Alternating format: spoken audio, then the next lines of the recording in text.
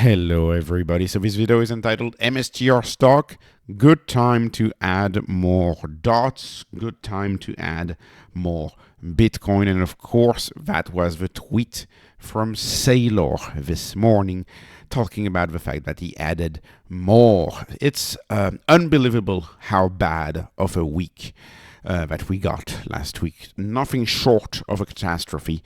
I actually took the day off yesterday and didn't cover strategy. I covered stocks in an over stratosphere evaluation. I covered SpaceX yesterday, so I didn't want to cover strategy. Of course, after such an awful week, Bitcoin is still the toughest asset to own, down 24% in 3 weeks.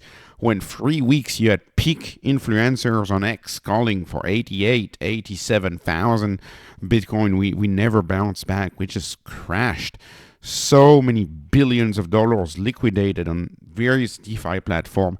A big question that I have is who is still selling? Who's left to sell? I feel like at this point, it's just the bots selling to one another, selling to each other, and the real volume, the real money lost. I think these losses have happened and they've existed, and it's tough to imagine it go any lower. But make no mistake, even if we were to go to 55,000, that wouldn't be that big of a drop, would it? Right? Like even if we were to drop another $5,000, we'd be down what? I mean, it'd be 10%. Like how much lower can we go? How much lower can we go? Is the question I ask.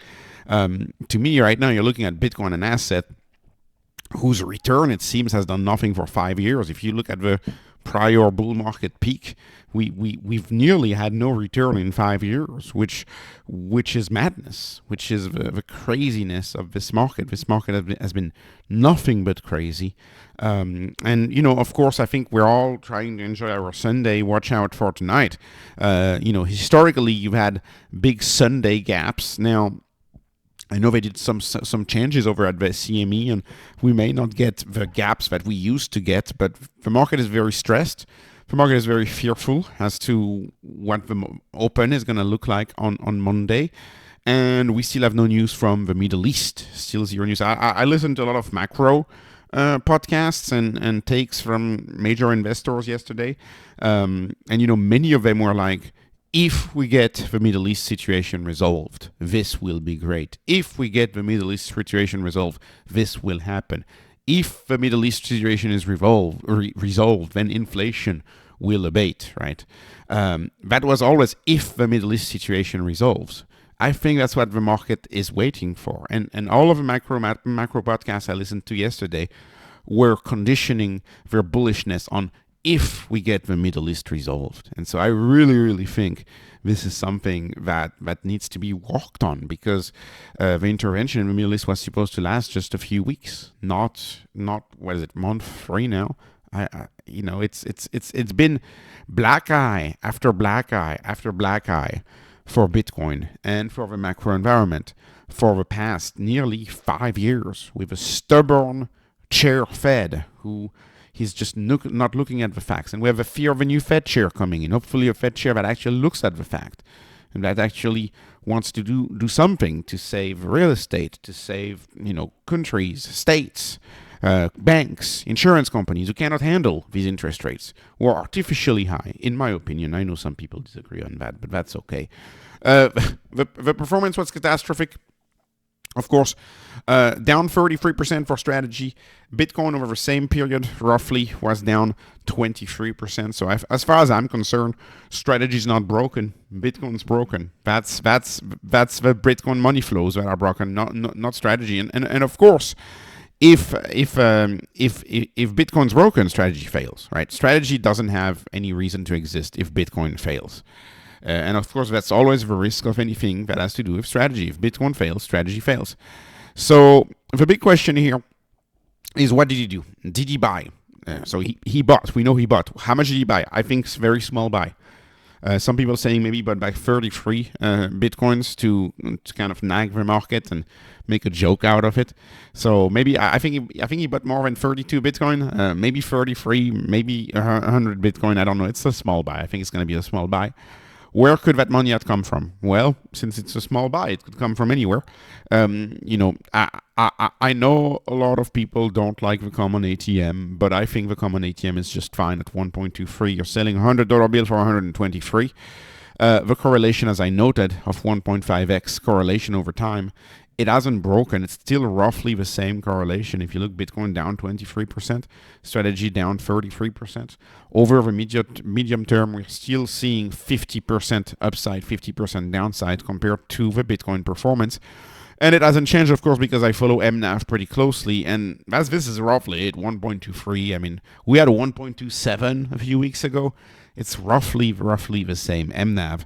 So I think he could have used just the common ATM, which, always works for strategy. It's always something. And perhaps he did that yesterday into the close. You saw yesterday into the close how strong the price action was. And we know that the common ATMs, when the price action is strong, maybe into the close, he saw some inflows, some quick inflows before a market close on Friday. And maybe that's when he ATM'd. But like I said, BTC broke this past 3 weeks, especially this past week, not strategy. Strategy behaved as expected. He could have used a cash reserve to buy some more. I know some people are mad that he used the cash reserve to buy back the convertibles. But one of the questions that we have to ask ourselves is were they getting any credit for that cash reserve? You still had a bunch of manipulation around STRC and the ex-dividend date. You still had very long periods of time where Stretch would not peg at 100. And that was despite having a much higher cash reserve. Were they getting any credit for that cash reserve? And I'm not so sure about that. So we'll see. I'm not so sure about that. Another thing he could have done, and perhaps this is the wisest thing out of them all, we'll see, but he could have sold the other preferreds, Strike, Stride, and Strife. And of course, we have a lot of ATM left on these. You can see this is the last 8K. You have 1.6 billion left on Strife. You have 2.1 billion left on Strike. He hasn't done Strike in the longest time. You have Stride, about 4 billion left. Now, I think it's highly possible that he did Strife, because if you really look at Strife, we are even higher up in the capital structure than Stretch, just a tad bit. Of course, we're trading at 92. So compared to 100 par, 92, it's not that huge of a loss. It's an acceptable loss for an instrument which frankly, Strife may simply replace the converts that were bought back 2 weeks ago, right? The $1 billion worth of convert that he bought back, which was even higher up in the capital structure. It would make sense to issue a little Strife, and the converts you just bought back, you just issue them back in the form of Strife and in the form of still something highest up in the capital structure, but not as the converts. So some sort of a win-win, and of course converting dilution into yield. So swapping dilution for perpetual yield, which is what the converse would have done. The converse would have given us dilution by buying them back at an 8% discount. It decided to avoid future dilution. Maybe you could get back some of that money by issuing some Strife. And so I think could be this one or maybe Strike, although Strike is very cheap right now. But it's very annoying. I mean, the performance of Bitcoin has been so annoying. It remains the toughest asset to own. And he did something, like I said, he bought, and I think he bought very little. But maybe the best thing to do for strategy right now is just lay low, to just let's stay quiet. Like, let's do nothing for a month. Maybe that's the better strategy to go. Sometimes the best thing to do is to do nothing. Maybe strategy right now should just do nothing. Pay the yield on a consistent basis and wait. Sailor has 2 yachts. Maybe go on the yacht. Maybe take a little summer vacation and wait. Because right now there's not much we can do. And I don't think we're anywhere. I mean, the FUD tells you margin call or risk of bankruptcy. There is no such thing. I mean, we can just sit on our hands and pay the dividend with the cash reserve that's left for at least the end of a year, right? At least the end of a year. So let's just wait. Maybe that's what we should do. And about Stretch, let me conclude with Stretch. What an awful week for Stretch. This was very much not a good week for Stretch. Now, it's worth pointing out that, of course, Stretch had a particularly bad week because of Bitcoin's awful performance this week. Bitcoin was awful, and so Stretch being backed by Bitcoin, Stretch also had an awful performance. But it is worth mentioning that that was not a good week for income in general. In general, any income assets, any bonds, any preferreds in general sold off. So you had PFF selling off 1.5%. Actually, I tried looking a few of the individual preferreds, and Saylor is right on this. It's a complete mess to research the preferreds issued by various banks. They have no volume. You don't have a single one with a bunch of huge volume. It's a mess. So these aggregators, I think, are the best way to go. Of course, Stretch did way worse than the aggregate, but it's not fair, right? The aggregate is dozens and dozens of preferreds. Stretch is just one who was heavily attacked by FUD. But I think it's worth mentioning that the 10-year bounced back quite a bit. So the yield is going up on the bonds. The debt markets are requiring more yield for debt instruments. And this job report on Friday was particularly awful. And we now have no rate cut in sight. Polymarket actually saying 80% chance we get zero rate cut in 2020.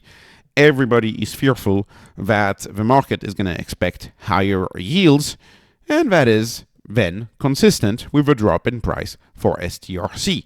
But the better question for the investor to ask themselves is which one do they prefer still? Because of course PFF was not stable either. It was down 1.5%. So there's a delta of 4%, right? 4% delta in performance. Stretch on the worst week in a very long time for Bitcoin did 4% worse than PFF. For 4% worse performance, what is your yield?